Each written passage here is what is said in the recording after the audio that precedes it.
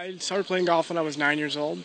And my first PGA Tour event when I was 12 years old, and I've just loved it ever since. Well, I love coming to these events, and it's just a dream come true, really.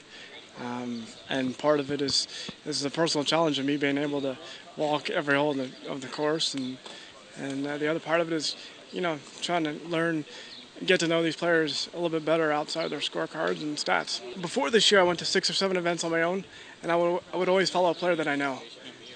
So I'm kind of used to walking the course, and a couple years ago I just thought, what would it be like to go to every event and walk every course and kind of get to know these players, and so that's kind of how it started. Last year at Bay Hill I did a test run on my own, and I followed Aaron Baddeley for 4 days. He was gracious enough to answer some questions, and then I put a proposal together, and then I went to Byron Nelson a month later and saw Jim Nance, who's been a friend of mine for 17 years.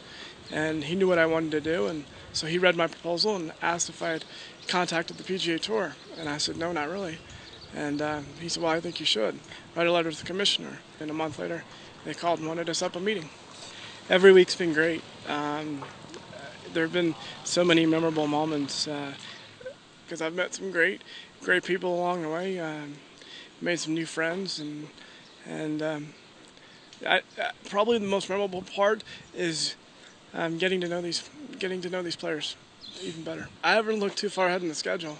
Obviously, going to the British Open in a couple of weeks will be a lot of fun. I've never been over there, so that'll be a first-time experience. I'm looking forward to that. It's funny because this is the first year I've ever done any writing, so I guess the first time's a charm.